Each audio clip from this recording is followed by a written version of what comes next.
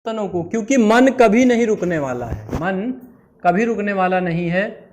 जिस दिन मन रुक जाएगा उस दिन शरीर खत्म हो जाएगा। मन तो चलते ही रहना है, लेकिन चलायमान कहाँ रहे, हमको कहाँ विचरण करना चाहिए, कहाँ नहीं विचरण करना चाहिए, महत्वपूर्ण ये बात है। विधि को समझेंगे ही नहीं, विधि को जानेंगे ही नहीं, विधि का अपने जीवन में अनुसरण और प्रयोग नहीं समझ पा रहे हैं, ऐसी स्थिति में शंकाएं जागेंगी। लेकिन जब वो अपने जीवन में उतरेगा तो शंकाएं स्वाभाविक रूप से आपके सामने प्रैक्टिकल चीज़ें होती जाएंगी और कम होती जाएंगी। पहले आपने देखा 16 दिन, 15 दिन, 20 दिन जो हमने काम किया, जो पुराने साधक हैं, जो डेडिकेशन से 3-4 घंटे भी लगे हैं, उनमें भी ये परिवर्तन होगा कि पहले जो मन भागता था वो अब जब हम काम कर रहे हैं तो बस बेचैनी नहीं, काम कर रहे हैं तो थोड़ा सा अंदर की चीज़ें उपटेंगी, ऊपर आएंगी, उसको आप आगे चल के समझेंगे, बेहतर ढंग से समझेंगे। लेकिन उसमें बेचैनी नहीं, मन भटक गया, ध्यान आएगा तो जो बहुत अच्छा काम कर रहे हैं वो देख रहे हैं कि जो पहले मन भटक गया वो अपने आप अब सांस पे आ जा रहा है वापस। फिर मन भटक गया, व्याकुल नहीं, कोई परेशानी है, कोई दिक्कत है, कोई चक्कर सा है, कोई धूमन सी है, कोई पेट में जलन सी है, तो इसको समझिए बाहर के जो स्विचेस हमें सिंबलाइज कर रहे थे कि अंदर का सिस्टम गड़बड़ है, अब अंदर के सिस्टम में कुछ हलचल चालू हो गई। लेकिन हर व्यक्ति को ये समझ लेना चाहिए कि मुझे अपने दुखों और रोगों से छुटकारा दिलाने वाला कौन है। आप जरा ध्यान से देखिए, अगर आपको लगता है आपकी सारी चीज़ें करने धरने से जीवन मुक्त या रोगों से मुक्त हुए, ऐसा तो कुछ नहीं हुआ, आधी से ज़्यादा उम्र गुजर गई, ऐसा तो कुछ नहीं हुआ। लेकिन ऐसा तो कुछ अब होना शुरू हुआ जो हमारे जीवन में कुछ ही दिनों में परिवर्तन लाया।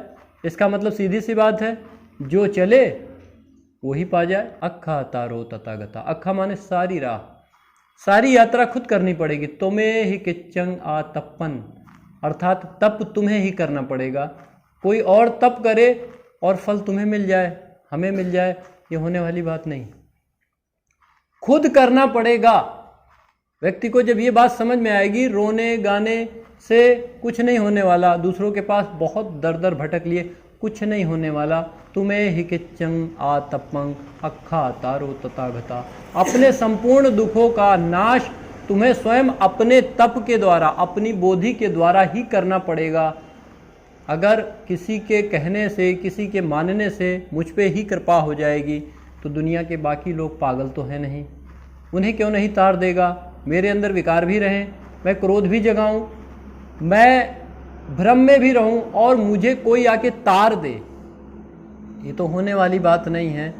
आपको अपने आप अपनी मुक्ति का मार्ग, अपनी शांति का मार्ग चल के ही पाना होगा और उसके लिए तप तो करना ही पड़ेगा। बिना तपे कुछ नहीं मिलता। आपके जीवन का अनुभव है, आप जिस भी स्तर पे हैं पीछे पलट के देखेंगे तो बड़ी बड़ी खाइयाँ थीं, बड़ी गहरी, ऐसे दिन थे जो शायद निकलने वाले नहीं थे, जो हमारे बुजुर्गों ने मेहनत की, लेकिन उनके तपने के पश्चात हमें मार्ग मिला। उस मार्ग को हम ही लेके चले, उनके करने से बस हम बैठ जाते तो आज यहाँ तक नहीं पहुँचते। ये प्रैक्टिकल है हमारे जीवन का।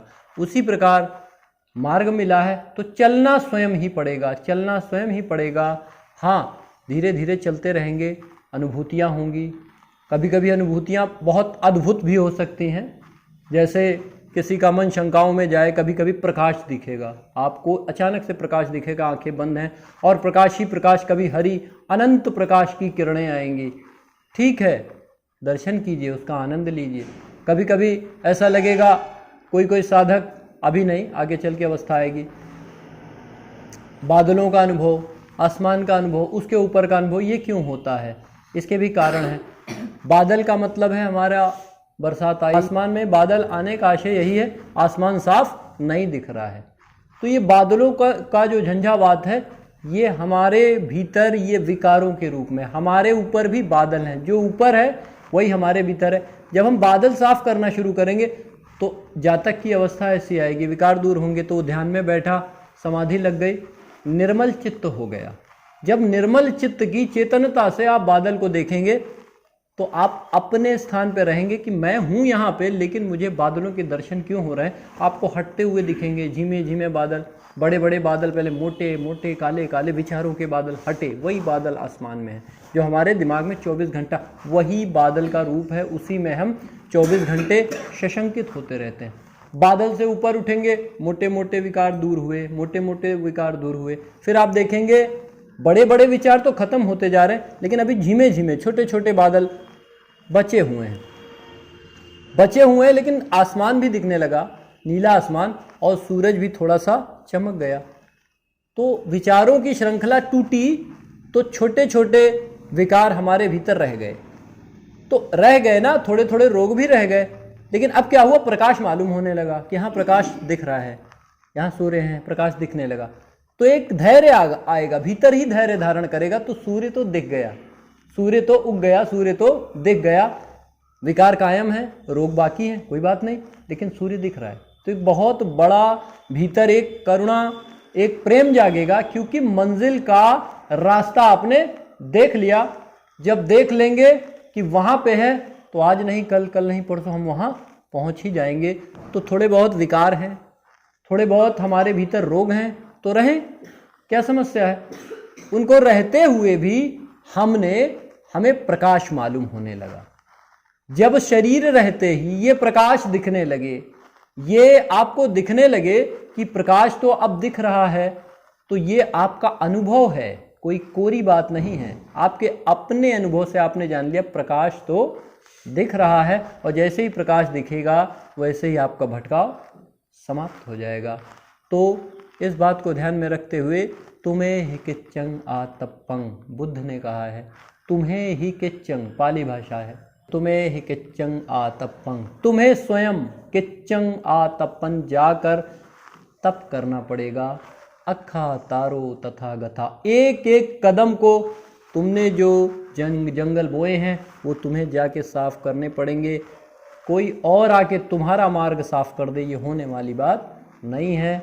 तो अपने आप अपना तप करना पड़ेगा, और स्वयं को इस बात के लिए तैयार करना पड़ेगा कि जो भी तप है वो मुझे करना पड़ेगा। तो इन विचारों के साथ हम अपना काम शुरू करेंगे।